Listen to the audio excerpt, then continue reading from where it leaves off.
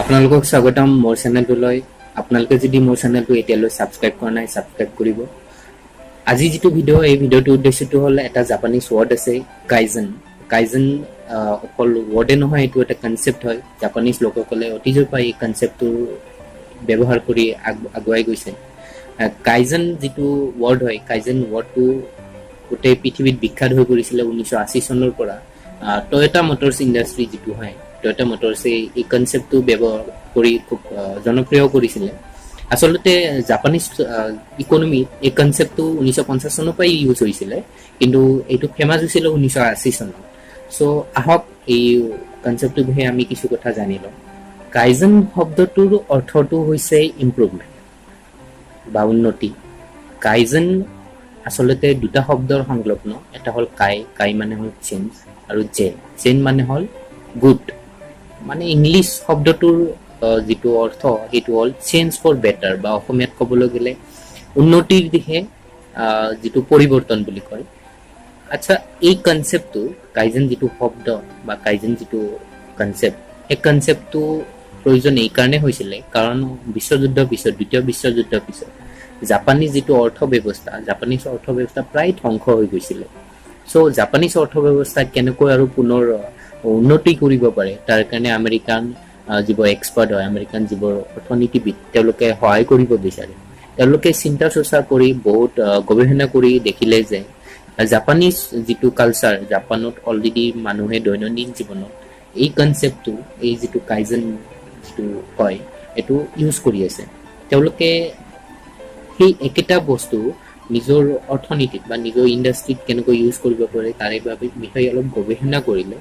তেতিয়া এই কনসেপ্টটো ইন্ট্ৰোডিউস কৰিলে, আৰু স্পেশালি টয়োটা মটৰছে এই কনসেপ্টটো খুব ফেমাস কৰি দিছিলে 1980 চনত। 1980 চনৰ পৰা এই কনসেপ্টটো খুব ফেমাস হৈছিলে। কাইজেন কনসেপ্টটো ব্যৱসায় বাণিজ্য ক্ষেত্ৰত মূলতঃ দুটা দিশত গুৰুত্ব আৰোপ কৰে। এটা হ'ল সীমিত সম্পদ কেনেকৈ 100% ব্যৱহাৰ কৰি লাভালাভ ঘূৰাই পোৱা যায়, লগতে যিবোৰ কৰ্মচাৰী আছে ব্যৱসায় বাণিজ্যৰ তলৰ লেভেলৰ পৰা ওপৰৰ লেভেললৈ কেনেকৈ সকলোৰে দিহা পৰামৰ্শ সংঘবদ্ধভাৱে ল'ব পৰা যায় আৰু ব্যৱস্থা এটা গৃহীত কৰিব পৰা যায়, যিটোৰ পৰা ব্যৱসায় বাণিজ্যৰ লাভালাভ হ'ব। আৰু কাইজেন কনসেপ্টটোৰ ভিতৰত গ'লে আপোনালোকে পাব ব্যৱসায় বাণিজ্যৰ ক্ষেত্ৰত এটা PDCA কনসেপ্ট আছে, যিটো প্ল্যান ডু চেক এক্ট বুলি কয়। তাৰ মানে প্ৰথমে প্ল্যান কৰক বা পৰিকল্পনা কৰক, তাৰপিছত পৰিকল্পনা মতে কাম কৰক, তাৰপিছত সেই কাম আৰু পৰিকল্পনাৰ মাজত কেনেকুৱা ধৰণৰ পাৰ্থক্য থাকিল আপোনালোকে চেক কৰক, তাৰপিছত যদি কিবা পাৰ্থক্য থাকিল সেইটো ইমপ্ৰুভ কৰক। সেইটো এটা কনসেপ্ট হয় PDCA, সেইটো কাইজেন কনসেপ্টৰে এটা অংশ হয়। এনেকুৱা ধৰণৰ কনসেপ্ট ইউজ কৰি টয়োটা মটৰছে কাইজেন যেটো কনসেপ্ট সেইটো ফেমাস কৰিছিলে 1980 চনত। কনসেপ্টটো আপোনালোকৰ লগত আলোচনা কৰা এটাই উদ্দেশ্য, যাতে এই কনসেপ্টটো আমি অকল ব্যৱসায় বাণিজ্য ক্ষেত্ৰতে নহয়, আমি আমাৰ দৈনন্দিন জীৱনতো যাতে ইউজ কৰিব পাৰো, ব্যৱহাৰ কৰিব পাৰো। আৰু আমি আমাৰ দৈনন্দিন জীৱনত যদি এই কাইজেন কনসেপ্টটো ব্যৱহাৰ কৰিব পাৰো তেনেহলে আমি খুব লাভান্বিত হ'ম। কাৰণ আমি এই কনসেপ্টটো সহজভাৱে ইউজ কৰিব পাৰিম। কেনেকৈ পাৰিম মই কৈ আছো আপোনাক।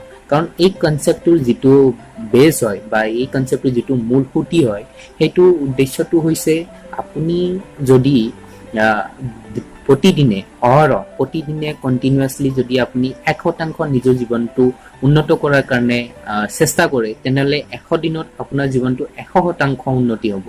তো এইটোৱে এই কনসেপ্টটো মূল সুঁতি, আৰু যেটো আমি ব্যৱহাৰ কৰিব পাৰো আমাৰ জীৱনতো, আমি আমাৰ দৈনন্দিন জীৱনটো উন্নত কৰিব পাৰো কাইজেন কনসেপ্টটো ইউজ কৰি। সো এইটো বিষয়ে ভাবক, কেনেকৈ আপুনি আপোনাৰ জীৱনত ব্যৱহাৰ কৰিব পাৰে সেইটো বিষয়ে আপোনালোকে গৱেষণা কৰিব লাগিব।